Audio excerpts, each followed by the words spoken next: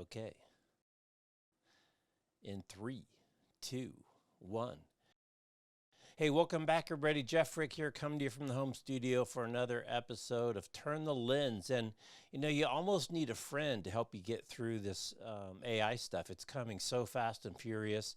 So we've got something a little bit different for this edition of our AI adventure. So a friend of mine reached out, and he asked me if I'd heard of this new thing called notebooklm.google.com. It's a Google Notebook AI tool. And, one of the challenges with, say, ChatGPT and some of the other tools is trying to get your own data in there. And there's things like RAG, and there's a lot of software ways that you can get your own data in there to make it more relevant to your own search. But as a non-coder, it doesn't work so well yet. I'm sure it will work better later. But this is an interesting twist on it, so definitely worth checking it out. So if you go to notebooklm.google.com, that's notebooklm.google.com, you can start loading it with documents. And, recently on the Jack Smith January 6th trial, he just released, I think it was,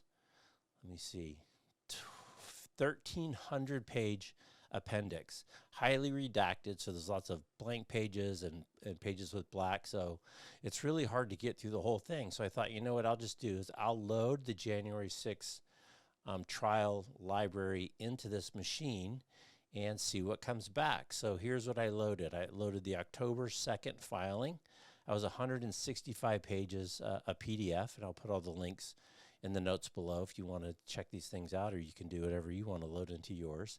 I put in this new October 18th appendix. That's 1,353 pages. And then I added the January 6th final report, which was 845 pages. So quick and dirty math, that's 2,000, close to 2,500 pages, thereabouts, 22, 23, 2,400, something like that.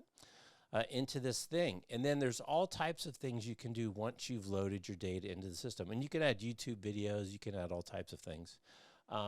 You can get an FAQ, you can get a study guide, you can get a table of contents, you can get a timeline, a briefing document, as I said, a summary, but you can start to also ask it questions, which is pretty cool. But another feature that it has, which I'd never seen before, and this is what I really want to experiment and share with you today, is you can actually generate a podcast. So it will generate a 2-host or a host and a guest talking head podcast with the data that you loaded in. So with that said, I went ahead and generated a podcast. It's about a 15-minute conversation between a male and a female host. I wanted to share that with you today. I went ahead and used some of the Adobe tools to add a talking animation head. I don't play with animation very much, so I'm not very good at it, but since I play in video, it's nice to have something to look at while the audio plays. But this is a first generation cut. You'll notice there's a couple little hiccups here and there, but generally pretty amazing that you can take 2,500 pages of documentation, load it into this thing, and I think it took about 6 or 7, 8 minutes to generate this MP3, this file that I turned into a podcast. So without further ado, let me share the podcast of basically ingesting the January 6th trial information. Here it goes, about 15 minutes. All right, so you ready to unpack one of the most talked about days in recent history? January 6th. You got it. You sent over the January 6th report and some filings from Jack Smith's investigation. Looks like we're going for the full picture here. Absolutely. And it's more than just the day itself. Right. It's about understanding the strategy, the people, all those behind-the-scenes details. Exactly. Those details are essential. This wasn't just a sudden eruption. It was a series of calculated choices. Take, for instance, the foundation of it all. The big lie, what the report calls it. This wasn't just Trump claiming victory. It was planned. Premeditated strategy. Planned well in advance. Okay, so break this down. How could it be planned if nobody knew who was going to win? Because it wasn't about who was going to win, but about controlling the narrative. So, like, spin. In a way, yes. See, the report reveals that Trump got advice, right? They told him that early election results might favor him. Because of how votes were counted. You got it.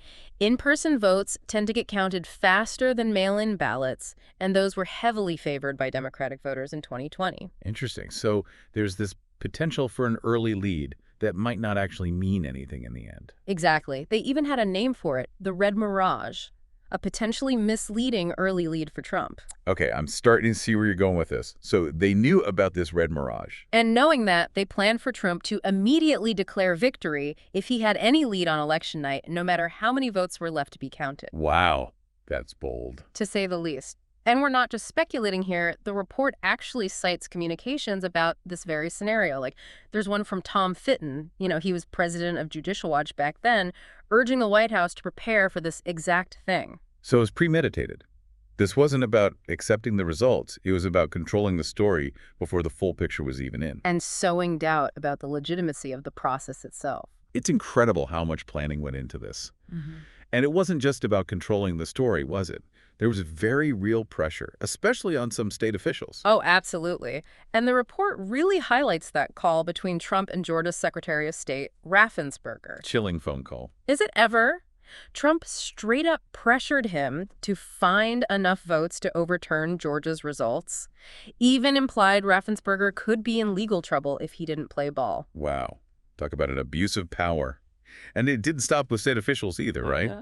The report also mentions Trump trying to use the Department of Justice, the DOJ. Absolutely. Trying to get them to back his claims. Even considered replacing the Attorney General with someone who would, Do his bidding. Essentially. See, the Attorney General oversees the DOJ, and they investigate things like election fraud. If Trump could put someone loyal to him in that position. That could have changed everything. Huge implications. Wasn't Jeffrey Clark, a DOJ lawyer, involved in all this? Yes.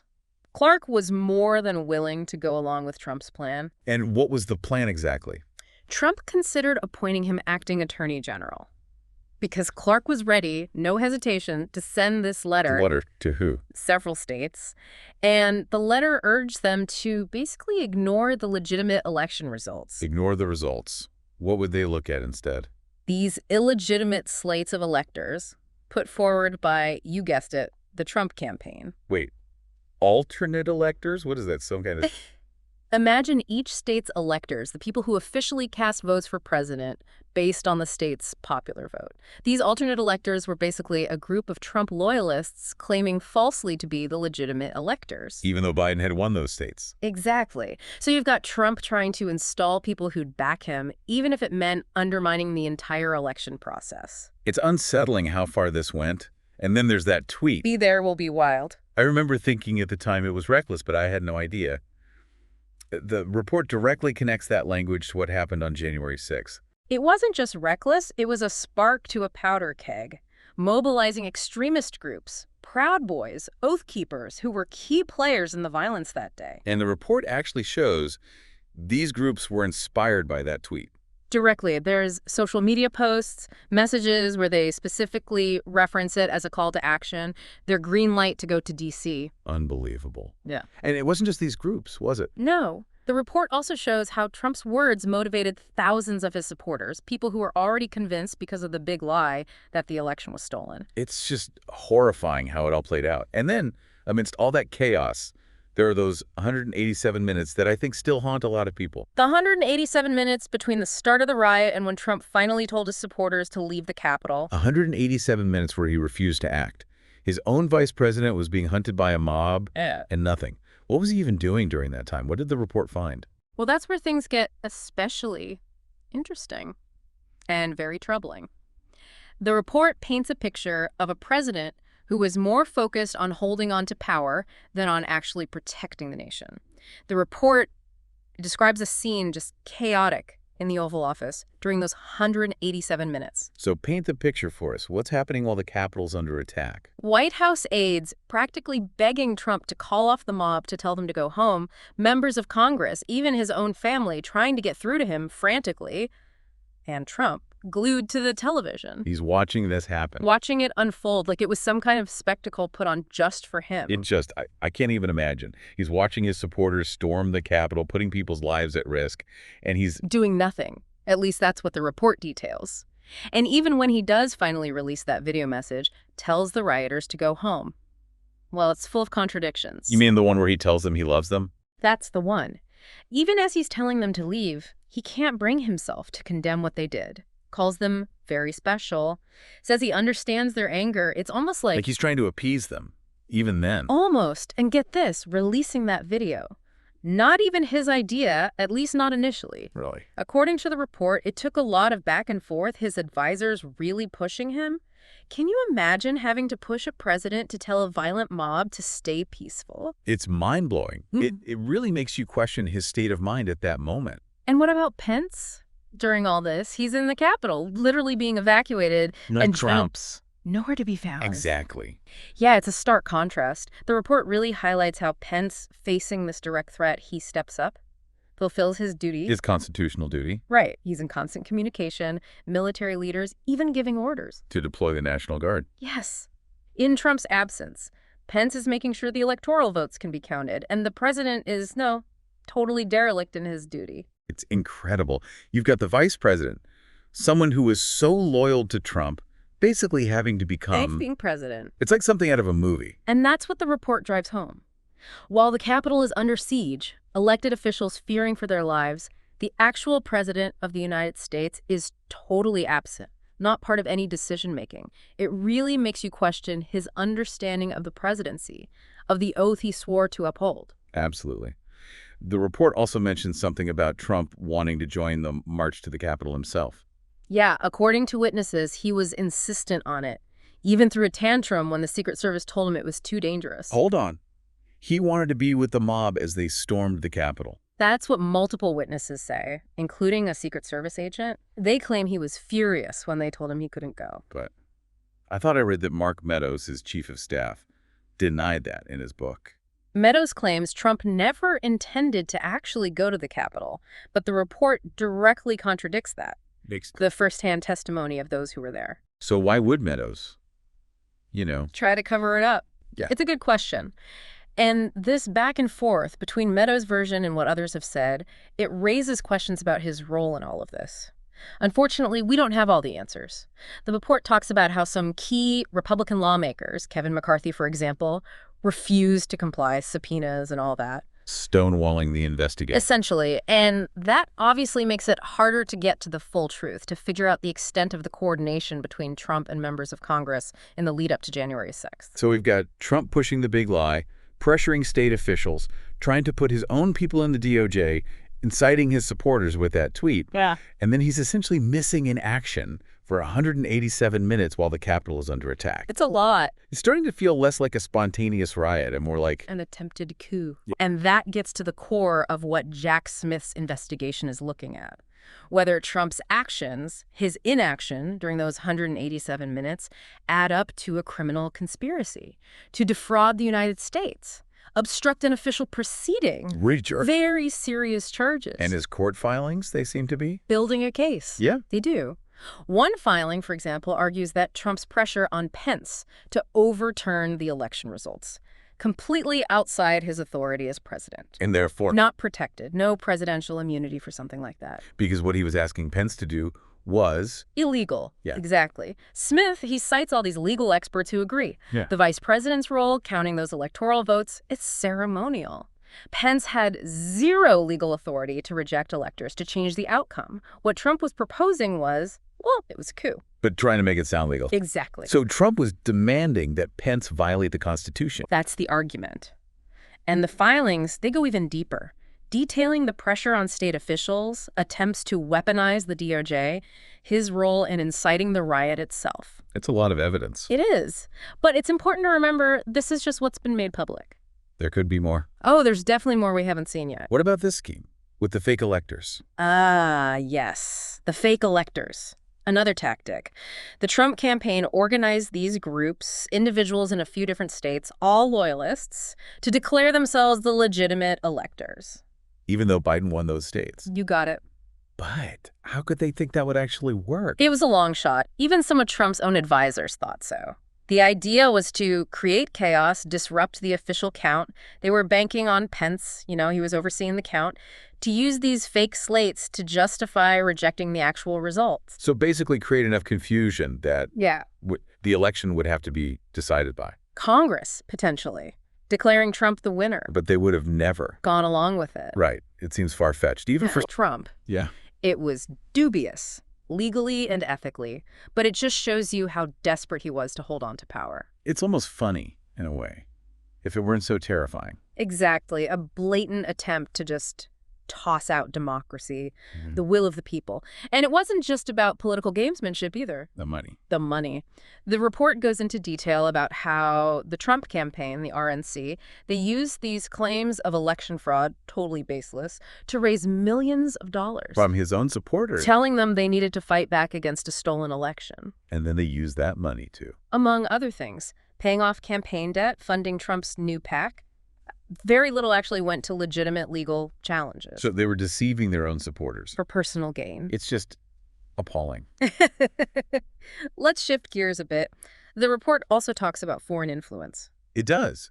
And while it doesn't find any direct foreign interference in the election itself, Okay. it highlights how foreign actors, especially Russia, They saw an opportunity. They saw the divisions, the tension, and they took it. Social media, online forums, even traditional media, they used it all. to spread what exactly? Misinformation, conspiracy theories, encourage violence, distrust. They were watching us tear ourselves apart and decided to. Throw gasoline on the fire. Yeah. And it worked. They were able to make the big lie even bigger. Erode trust, push people further apart. It really was the perfect storm. Yeah. Trump's lies, foreign interference, those extremist groups, and a whole lot of people who were. Ready to believe the worst. Exactly. And that brings us back to those 187 minutes, a perfect illustration of how fragile our democracy really is. During those crucial moments, when you need a president to be a beacon of truth, a defender, there was nothing but a dangerous silence. That's a lot, to really wrap your head around. The manipulation, the abuse of power, the violence. It's hard to believe this is, Yeah. the same country that's supposed to be this beacon of democracy. And that's exactly why it's so important to understand it, what happened, how it happened, what it means going forward. And that's where the January 6th report comes in, right? The special counsel, the court cases, it's all. Essential, yeah. Pieces of the puzzle. And they're not just about holding people accountable. Which is important, but Of course. But it's bigger than that. It's about having a historical record, about learning from this, and about protecting our democracy from happening again. so it's about protecting ourselves, Yeah. our institutions. Yes. January 6th, it was a wake-up call. Democracy is not, well, it's not a guarantee. It's not something we can just take for granted. We have to. We have to participate, be vigilant, defend it, especially against those who want to undermine it. Against those who want to. Take it away. Essentially, yes. It's a reminder that our rights, our freedoms, they're... Fragile. Yeah. Mm-hmm. And that we can't stay silent, not when we see them being threatened. And we can't let our leaders off the hook either. No matter their political party, their position, we have to demand more. Transparency, integrity, a commitment to, Constitution. So after all of this, the evidence, the different arguments, what really stands out, what's the most important thing for people to understand about January 6th? For me, it's realizing that this wasn't just a one-day thing. This riot, it didn't just come out of nowhere. It was the result of this long campaign to undermine our elections, create distrust, overturn the will of the people. And that campaign, it didn't end on January 6th. No, not really. The forces behind it are still out there, still trying to, chip away at our democracy. That's pretty disheartening. It's real, though. And it's why we can't just pretend it never happened. We have to learn. We have to be stronger, more vigilant. We have to protect the ideals this country was founded on. Exactly. And that starts with staying informed, talking to each other, being careful about what we believe, who we trust. We all have a role to play here. We definitely covered a lot today. But it seems like this story, the story of January 6th, it's not over yet. Not by a long shot. More investigations, court cases, unanswered questions. And those answers matter. They do. But one thing's for sure, January 6th, it changed things. And it's going to continue to shape this country. For years to come. But what that looks like, well, that's up to us. Democracy, it's not a spectator sport. You have to participate. Be engaged. Stand up for what's right. Never forget what happened. And never stop fighting to protect our freedom. Well said. This was a heavy one. Thanks for diving into this with me. Anytime. All right, welcome back. Well, that is crazy. As I've said, we don't have any clue how fast this thing is moving, and it's only going to move faster. Find a friend to help you on your AI journey. Get these tools, play with these tools, experiment with these tools. You can do a lot of other things with the tools. I was asking it, what are the pillars of the government's case in this trial, and it lists all the things. And then what's great is you can also ask for the references. So it will point back within that 2,500 pages as to where it pulled what references. So pretty amazing things.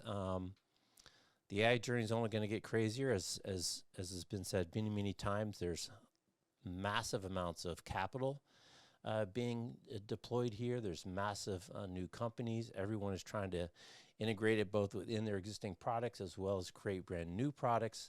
So it's something you want to try to stay on. You'll never get ahead of it, I don't think, but you at least need to try to stay with it so that you're not completely left in the dust as these new tools and basically infinite computing power delivered to your mobile phone is coming.